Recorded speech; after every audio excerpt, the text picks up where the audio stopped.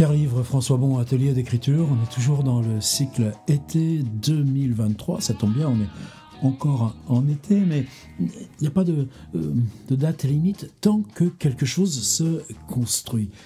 Petite inflexion, ça aurait dû être la 13 bis. Et bon, les discussions tous ensemble, se dire, avec la masse là, de ce qui s'écrit, là, 1400 contributions depuis début juin, besoin d'affermir et d'être sur une frontière. La frontière, c'est que la masse des contributions, pour chacun, environ 25, fait qu'on est sur quelque chose qui se rassemble progressivement en projet personnel. Pour certaines, c'est déjà affirmé, pour d'autres, c'est même pas un but. Mais en tout cas, cette frontière, on peut la définir et on doit l'explorer. C'est à partir de cette exploration de frontières, c'est-à-dire ce qui est hors de nous et qui nous dépasse par l'accumulation, l'écart des propositions entre elles, qu'on peut commencer à formuler ce qui est singulier dans la possibilité d'un projet personnel. Là où c'est le roman qui vous embarque et pas nous qui sommes là en train de le pousser pièce après pièce. Et c'est précisément pour fabriquer cette renverse qu'il y a besoin de cet écart des propositions, qu'elles explorent elles-mêmes. Est-ce qu'on les garde dans le corpus? Est-ce que simplement elles ont contribué à préparer le terrain pour qu'avance dessus le livre qui se prépare? Mais pas de doute, pas d'incertitude là-dessus. Alors, où on en était? Il y a toujours cette ambiguïté de cloisonner. Et c'est pour ça aussi que le départ de ce cycle, depuis Balzac, Comédie humaine au pluriel, on y est obstinément fidèle. Dans Balzac, on a une ouverture des livres par le biais de descriptions. Je suis en train de m'apercevoir que mon casque n'est pas branché au même endroit.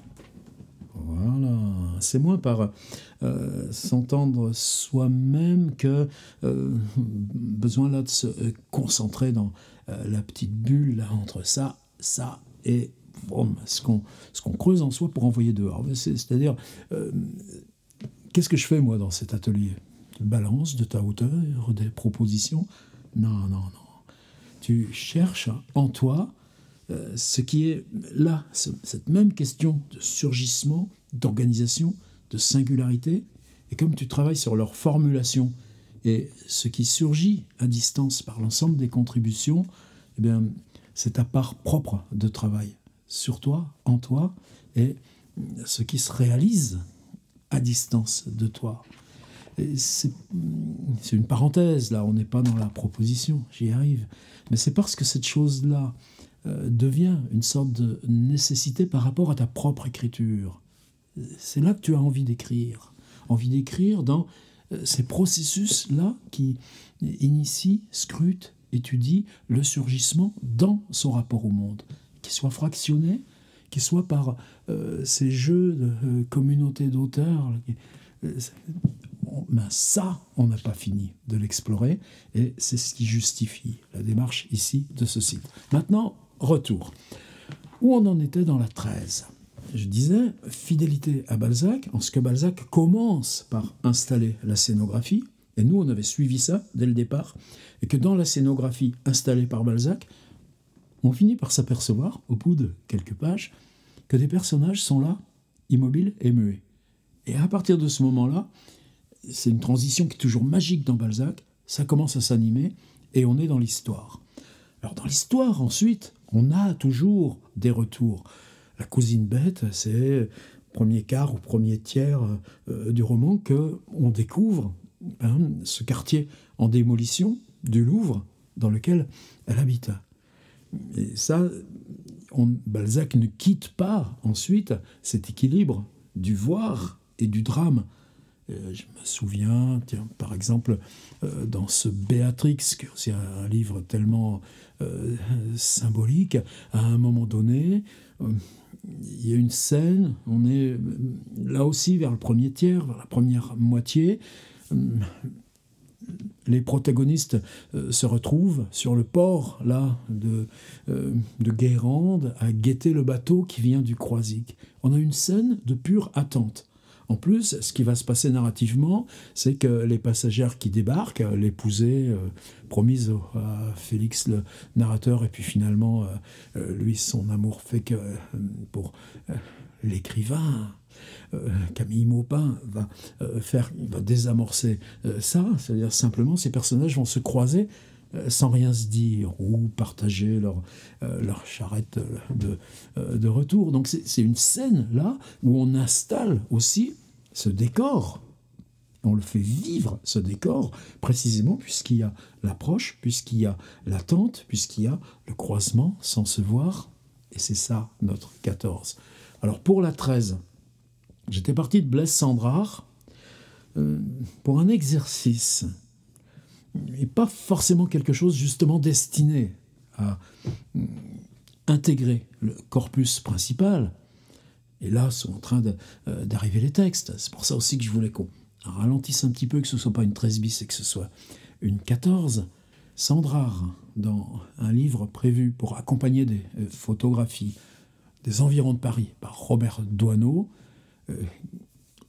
éclate son récit en 4 chapitres, 4 sections. C'est pas marqué chapitre. D'ailleurs, c'est pas numéroté. C'est sud, est, nord, ouest ou ouest, sud, est, nord. En tout cas, les 4 points cardinaux. Et pour les 4 points cardinaux, en variant les heures, en variant les jours, à partir de Saint-Lazare, un dimanche, chaque fois, on va accumuler la masse de visuels qui entourent le lieu de l'énonciation.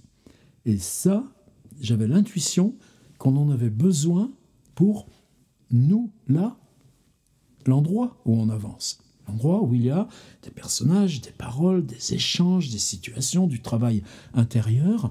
Être simplement conscient, faire naître à soi la conscience de tout ce dont on dispose de représentation mentale du visible, là, dans un petit cercle à l'intérieur de la pièce, là, le petit cercle de la pièce jusqu'à la rue et le carrefour que j'aperçois, et puis plus loin, le quartier et la rocade, et puis plus loin, là, la direction que tu prends pour aller chez Rabelais, et tout ça. Et inversement, si je pars dans l'autre sens, eh bien, ça va être le centre-ville, ça va être la gare SNCF, ça va...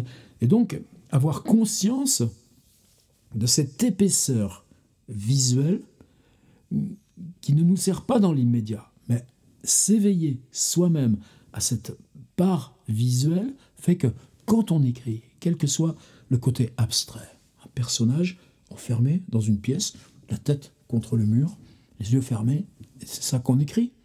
Ouais, mais si tu as cette conscience de là, wham, jusqu'à, comme le petit prince posé sur sa planète, la totalité universelle de ce qui l'entoure, alors à ce moment-là, on ne posera plus la question d'une description et du récit de façon séparée, mais on s'éveillera à ce qu'est écrire dans un voir. Écrire dans un voir pour soi et bascule pour qui vient au récit. Lecteur, lectrice. Qu'est-ce qu'on lui donne comme élément de reconstruction visuelle? Ce que lui ou elle, lecteur, lectrice, recréera intérieurement avec ce dont il dispose en lui d'accumulation visuelle. Mais cette part abstraite du récit, il en fera une dramaturgie dans sa propre scénographie. Et là commence la fiction. Ce rouage-là, ce mécanisme, on tourne toujours autour, on revient régulièrement à en parler. Alors comment passer de la 13 à ce qui n'est plus la 13 bis mais la 14?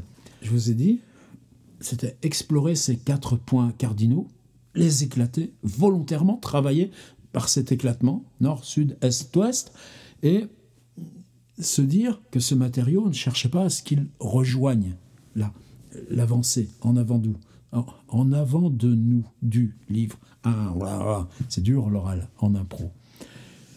La 14, je souhaiterais que vous repreniez un passage, une des contributions que vous avez déjà mises en ligne. Si ça ne colle pas, eh bien vous vous replacez là dans ce que vous commencez à entrevoir, percevoir de l'avancée de votre livre. Et à cet endroit-là, reprendre ce qui a déjà été écrit dans sa trame, dans ses tensions, dans ses abstractions, mais comme si c'était projeté sur un mur et que c'était un film muet. Facile, vous me direz ? Ça relève du petit cycle qu'on avait inauguré, sur lequel on reviendra, qui s'appelle « Vers un écrire film ». Non, là c'est juste une métaphore. Et la métaphore, elle n'est pas forcément une projection sur un mur. Prenez l'Aleph de Borges.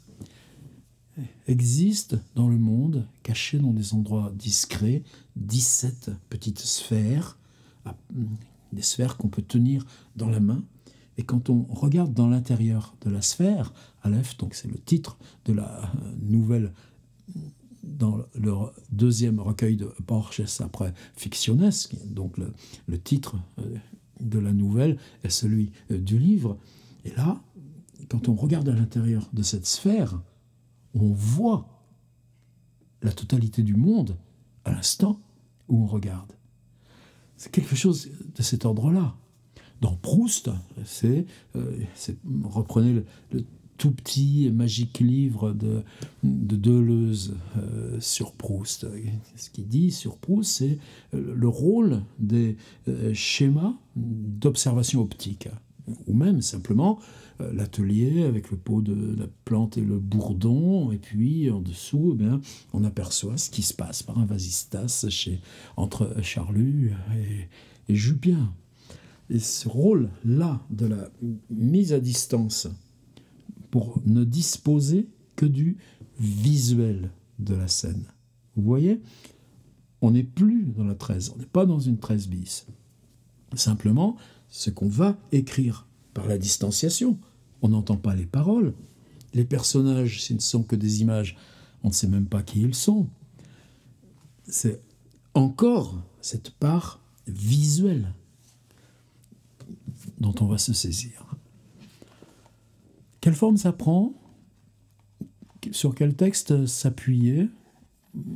Ce qui m'a retenu un petit peu aussi, et ce qui fait qu'on a basculé de la 13 bis à la 14, je m'étais dit, allez, je propose l'exercice comme ça, sans texte d'appui.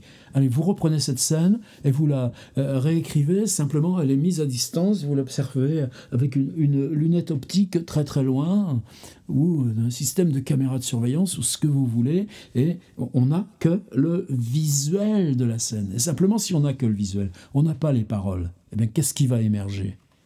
Ce qui va émerger, c'est les lumières, c'est un rideau à la fenêtre, c'est un reflet sur le sol, c'est les objets là sur une commode. Je dis n'importe quoi, absolument n'importe quoi. Si vous prenez n'importe quel texte de Marguerite Duras, peut-être que le grand art de Marguerite Duras, une des facettes de son grand art, c'est d'être constamment capable, quoi que ce soit qu'elle travaille, d'intégrer comme une espèce de strate en filigrane. Ça, justement, l'ambiance, le visuel. C'est pas par hasard que l'ambiguïté cinématographique est permanente chez elle, où elle le dit, le visuel, où elle le fait dire au personnage. Même dans les textes les plus dépouillés, comme L'amour, vous en trouverez un petit fragment là dans les fiches d'appui, ou L'homme atlantique, idem. Un texte d'appui, j'ai choisi Joyce Orman. Je ne peux pas dire qu'on ait beaucoup parlé, qu'on se soit beaucoup croisé, mais très grand respect pour la personne. Par exemple, dans ses récents ouvrages, vous savez, Espèce d'espace de Georges Perec. Est-ce que je l'ai sur ma table ? Normalement, je l'ai beaucoup en ce moment à cause de la petite étude là, sur Espèce d'espace. Il y a un texte tout à la fin qui s'appelle L'inhabitable. Et c'est un texte comme une espèce de allez le regarder aussi dans les extraits d'Espèce d'espace. L'inhabitable, c'est une sorte d'accumulation, mais une accumulation qui petit à petit se rapproche, jusqu'à un interphone, jusqu'à un petit panneau propriété privée, accès, etc., etc. Et c'est pas simplement par quoi ça commence, les bidonvilles, les villes bidons, tout le vocabulaire de Pérec. Joyce Orman prend au sérieux, et son texte, son livre s'appelle L'inhabitable, la page de Pérec, la double page de Georges Perec dans Espèce d'espace, qui s'appelle L'inhabitable, et elle part à la rencontre, là, autour d'elle, en ville, dans les banlieues, à Paris, de c'est quoi l'inhabitable aujourd'hui, l'étriqué. Et c'est un texte magnifique. Donc il y a toujours, comme chez Emmanuel Pirer, un rapport de Joyce Orman. C'est-à-dire, on lit, nous, dans ce besoin où on est d'histoire. On lit dans ce besoin de fiction.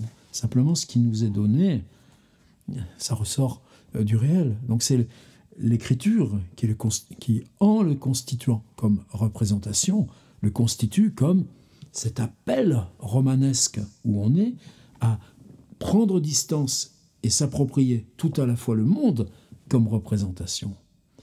Et la question, là, est-ce que c'est de la non-fiction ou pas de la non-fiction, elle est totalement secondaire. Et le tout dernier livre de Joyce Orman s'appelle simplement « À la folie ». C'est quoi ? Pendant 1 an, alors je ne sais pas sous quelle forme matérielle, si elle disposait d'une de ces résidences de la région Île-de-France, par exemple, dont j'ai bénéficié moi aussi, qui permettent de s'immerger là-dedans en partenariat, c'est venir dans la salle d'accueil, hôpital de jour d'une clinique psychiatrique, être là et collecter, discuter, partir des récits des gens. Henri Michaud l'a fait aussi avant elle. C'est un livre, là encore, qui est formidable parce qu'on travaille sur quoi ? On travaille sur nous, ce qui nous accroche symboliquement au réel, et qui est un espace tout aussi bien symbolique de recomposition, de reconstruction. Quel visage, quel corps, quel geste, et la parole qui vient trouver ça à la verticale. Alors, comment j'ai fait la connaissance de Joyce Orman ? C'était, je crois en 2011, c'était un festival qui s'appelle Paris en toutes lettres. Olivier Chaudenson, qui est toujours aux commandes de la Maison de la Poésie, ça venait juste de commencer pour lui. Et Olivier nous avait proposé 4 auteurs. Il y a 3 hommes, une femme, je sais pas, il semble que Joy était la seule femme dans l'équipe, alors que ça aussi c'est un thème dans son travail qui en est le noyau dur et permanent, de travailler in situ pendant 1 semaine. Il y avait à l'époque l'ouverture aussi conjointe de la Gaîté Lyrique, un lieu dédié au numérique. Ça a pris une autre voie maintenant, bien symbolique des temps. Et moi, j'avais passé 1 semaine sur l'esplanade de la Défense. Tout ça, vous le trouverez sur le site. Et en même temps, on envoyait des nouvelles, des photos en permanence. Donc c'est en ce sens-là que l'expérience était aussi numérique. À la Gaîté Lyrique et l'équipe du festival, Olivier Chaudenson, et donc les gens qui bossaient avec lui, et se constituait une espèce, pendant 1 semaine, de reportage à distance, avec des choses de nuit, des choses de jour. Inversement, on nous donnait des clés. C'est-à-dire, moi, j'ai pu visiter des espaces totalement incongrus ou surprenants de la Défense, et je crois que je le porte avec moi désormais à jamais.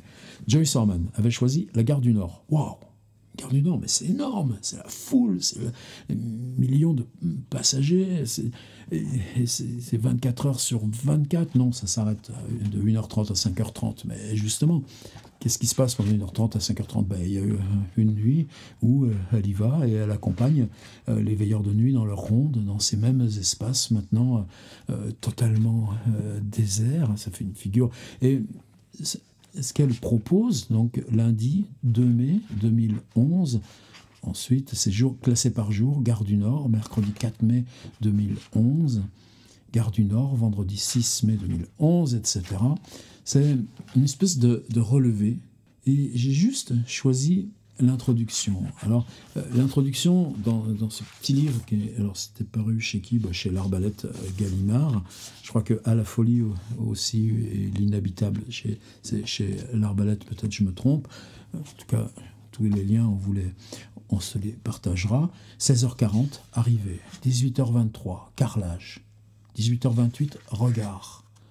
Et l'ouverture, évidemment, elle est extérieure. C'est ça qui m'a retenu. C'est-à-dire, comment on s'appréhende ce qui bouge dans tous les sens. Là, dans Walter Benjamin, sur le rapport de Baudelaire à la foule, on est dans le même, dans ce qui fonde la même approche point de vue théorique. Et elle est philosophe de formation. Jusqu'à là, 20h04, baby-foot. Dans la salle de repos des contrôleurs, la télé est branchée sur une chaîne d'infos en continu. Les images de Ben Laden passent en boucle. Personne ne regarde, on joue au baby-foot. Poussière. Sous terre, où roulent les métros, il y a beaucoup plus de pollution qu'à la surface. Où roulent les voitures, il y a beaucoup de poussière. Les conducteurs de rames se mouchent, c'est tout noir. Au métro, gare du Nord, je monte dans la cabine de conducteur, direction Porte d'Orléans. Il vient de prendre son service. 6h30 aux manettes, quasiment sans pause. Sur cette ligne, le compteur de vitesse, le tableau de bord date de 1959, mais la conduite est presque entièrement automatisée. Le chauffeur appuie sur un bouton jaune pour ouvrir, fermer les portes, après avoir jeté un œil dans le rétro. Ce qui pose un autre truc. Tout à l'heure, je parlais des dispositifs optiques soulignés par Deleuze chez Proust. Ben, vous, il n'y a rien qui vous empêche, comme Tadeusz Kantor sur sa scène de théâtre, d'aller vous balader sur la scène de votre roman et de dire ce qui s'y passe. Pas forcément à distance avec un outil optique. Si votre scène est en train de se dérouler là, dans le temps réel, et que vous-même vous êtes là au milieu, on a bien fait que les personnages s'adressent à l'auteur. C'est incroyable ce que vous avez écrit. Vous pouvez très bien vous promener vous-même dans la scène. Simplement, vous en serez le spectateur, l'observateur.